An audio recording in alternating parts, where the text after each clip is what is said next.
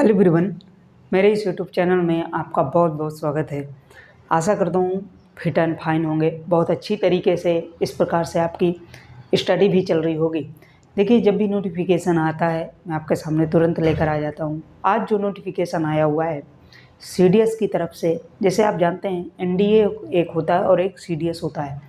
CDS में जो भी कैंडिडेट सेलेक्ट होते हैं वो एक डिफेंस लेवल में अधिकारी होते हैं या कहीं ऑफिसर रैंक के ये जो कैंडिडेट होते हैं, ठीक है। तो ये यूपीएससी द्वारा कंडक्ट कराया जाता है। उसी में ये नोटिफिकेशन आ चुके हैं ये वैकेंसी का। तो चलिए इसके बारे में बात करते हैं।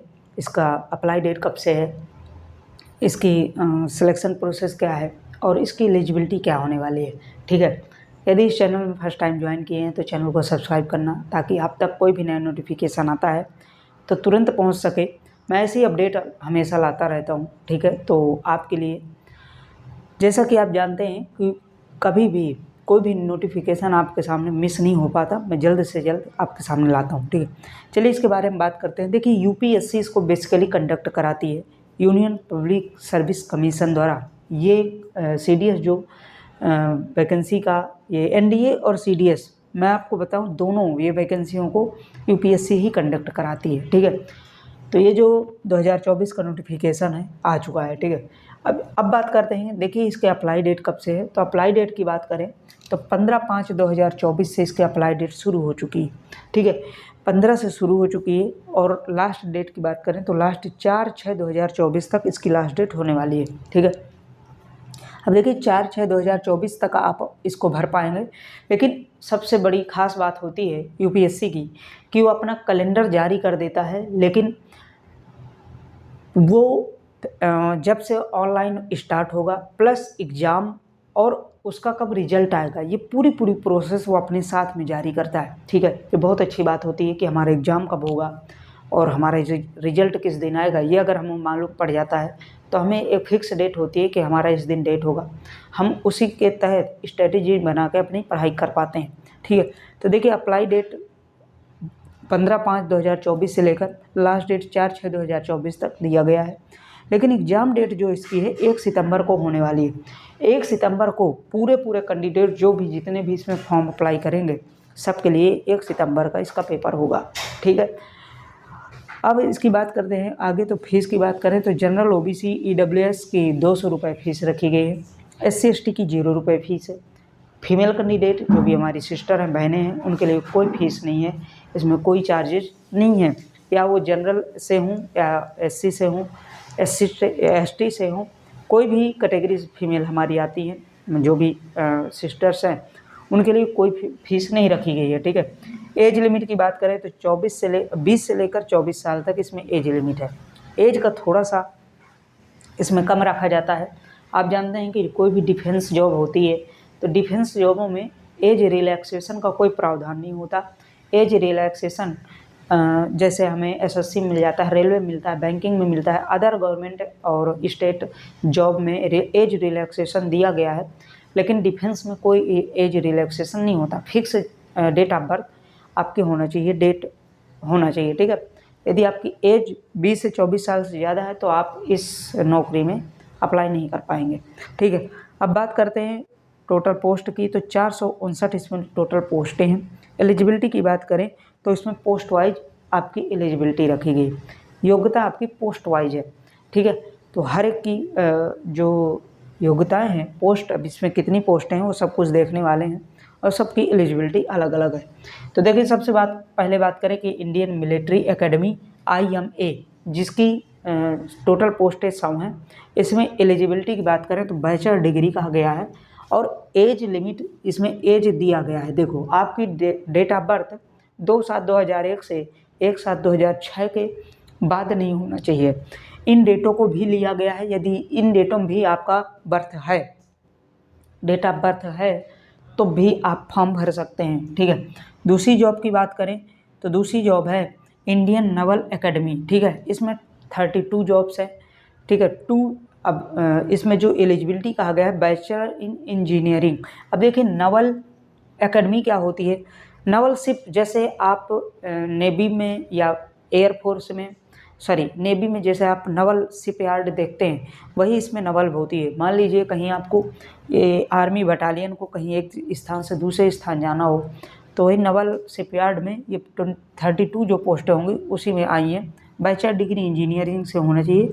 एज की बात करें तो 2/7/2001 से लेकर 1/7/2006 के बीच में आपका होना चाहिए, ठीक है। तीसरी जॉब की बात करें तो तीसरी जॉब जो है एयर फोर्स एकेडमी, ठीक है, AFA, इसको शॉर्ट में AFA कहा जाता है। इसमें 32 इसमें भी जो पूरी वैकेंसियां हैं। बैचलर डिग्री होना चाहिए। ये आपका 12th होना चाहिए। 12th किससे? PCM से, फिजिक्स केमिस्ट्री मैथ से आपका 12th होना चाहिए, ठीक है। तो इस प्रकार से ये 2/7/2000 से लेकर 1/7/2006 के बीच में यदि आप डेट ऑफ बर्थ है तो आप AFA में भर पाएंगे, एयर फोर्स एकेडमी में, ठीक है। तो ये डेटों का बहुत बड़ा आप रोल होता है, इनको आप ज़रूर ध्यान रखेंगे।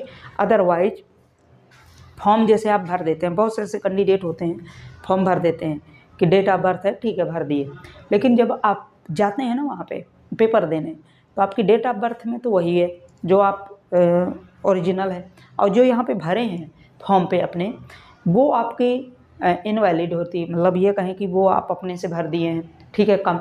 अब जब वहाँ पे मिलान होता है, जब आप एडमिट कार्ड और आधार कार्ड वहाँ पे देखते हैं ना सेंटर पे, तब वहाँ पे आपको बाहर कर देते हैं, क्योंकि डेट ऑफ बर्थ आपने गलत भरा, आप क्या कहते हैं ओवरेज थे, फिर जो है आपको प्रॉब्लम होती है। तो आप फिक्स भरिएगा, या तो अपना आधार कार्ड संशोधन करवा लेना, ठीक है, आप मिस्टेक हो अगर, ठीक है।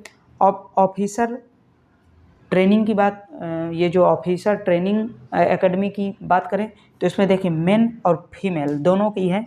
मेन की जो आई हैं 276 पोस्टें हैं और फीमेल की 19 पोस्टें हैं। इनमें दोनों की अलग अलग पोस्टें हैं, ठीक है, मेल और फीमेल की। इसमें भी बैचलर डिग्री नॉर्मल चाहिए। 2/7/2000 से लेकर 1/7/2006 के बीच में आपका डेट ऑफ बर्थ होना चाहिए। इस प्रकार से इसको आप भर पाएंगे। तो याद रखेंगे कि ये आपका जो नोटिफिकेशन है, डेट ऑफ बर्थ सबकी अलग अलग है, एलिजिबिलिटी भी अलग अलग है। अब देखिए सब कुछ हम जान लेते हैं, लेकिन सबसे बड़ी बात होती है सिलेक्शन प्रोसेस। सिलेक्शन हमारा कैसे होगा? हम फॉर्म तो भर दिए, हमारा 200 रुपये भी लग गया, अब हम सिलेक्शन प्रोसेस भैया कैसे होगा, यही सबसे बड़ी बात होती है। तो देखिए सिलेक्शन प्रोसेस आपका जो सिलेक्शन होने वाला है, ये आपका बेसिकली आपका जो सिलेक्शन है, सबसे पहले रिटन एग्ज़ाम होगा, फिर SSB होगा, फर्स्ट और सेकंड स्टेज होंगे, ठीक है। इसमें 2 स्टेजेस दिया गया है, फर्स्ट और सेकंड। इसके बाद पर्सनालिटी टेस्ट होगा, ठीक है, और इसके बाद इंटरव्यू होगा, फिर मेडिकल होगा, डॉक्यूमेंट वेरिफिकेशन होगा, फाइनल आपकी मेरिट लिस्ट होगी। फिर से देखिए जानो, रिटन एग्ज़ाम होगा। रिटन एग्ज़ाम में आपको बाकायदे सेंटर मिलेगा, रिटन एग्ज़ाम इसमें होता है CDS में, ठीक है। फिर SSB होता है। SSB अब क्या होता है? बहुत लोग पूछते हैं SSB क्या होता है? तो SSB एक रूप से इंटरव्यू ही होता है। SSB का मतलब होता है आपको 7 दिन के लिए बुलाया जाता है, वहाँ पे आपको 3 दिन एक रूम में रखा जाएगा, 4 दिन एक रूम में रखा जाएगा, और वहीं से आपको फाइनल पता चल जाता है ये इस इंटरव्यू से, SSB से ही, कि हमारा सिलेक्ट है या हम अनसिलेक्ट हैं, ठीक है। तो ये SSB ही मेन रोल निभाता है। फिर ये पर्सनालिटी टेस्ट होता है। पर्सनालिटी टेस्ट का मतलब 4 लोगों के बीच में आपको बैठाल दिया जाएगा। मतलब ये कहें कि 4 ऑफिसर जो भी होंगे, 4 या 5 ऐसे ऑफिसर होंगे, आपको बीच में बैठाल दिया जाएगा। फिर आप किस प्रकार से बैठते हैं, बैठने का आपका तरीका क्या है, बात करने का तरीका क्या है, ये पर्सनालिटी टेस्ट होता है, ठीक है। इसके बाद इंटरव्यू होता है। इंटरव्यू में वही फिर पूछा जाता है। इंटरव्यू में ये देखिए SSB होता है, आपको रूम पे रखा जाता है, ठीक है, वैसे रूम होगा या हॉल होगा जो भी, लेकिन इंटरव्यू आपके 4-5 ऑफिसर आपका इंटरव्यू लेंगे। इसके बाद मेडिकल आपका चेकअप होगा, डॉक्यूमेंट वेरिफिकेशन होगा, फाइनल मेरिट होगी। तो इस प्रकार से आप इसमें फॉर्म भर पाते हैं, भर के, और सिलेक्शन इस प्रकार से आपका होगा। तो ये रही आपकी CDS की इन्फॉर्मेशन। बाकी जो भी अदर इसमें कोई आपको डाउट लगे या कुछ आपको पूछना हो, जानकारी आपको कम लगे, या किसी भी पॉइंट में आपको प्रॉब्लम आ रही हो फॉर्म भरने में या किसी भी चीज़ में, तो आप मुझे कमेंट में ज़रूर बता सकते हैं, ठीक है। नीचे एक नंबर भी दिया हुआ है, बाकी उस व्हाट्सअप भी कर सकते हैं। बाकी कोई भी प्रॉब्लम आपको होती है तो आप कर सकते हैं।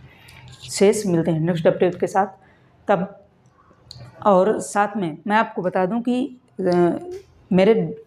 आप डिस्क्रिप्शन बॉक्स में जाएंगे तो वहाँ पे एक सरकारी रिजल्ट का क्या है, सरकारी रिजल्ट की लिंक दी हुई है, ठीक है, सरकारी रिजल्ट की।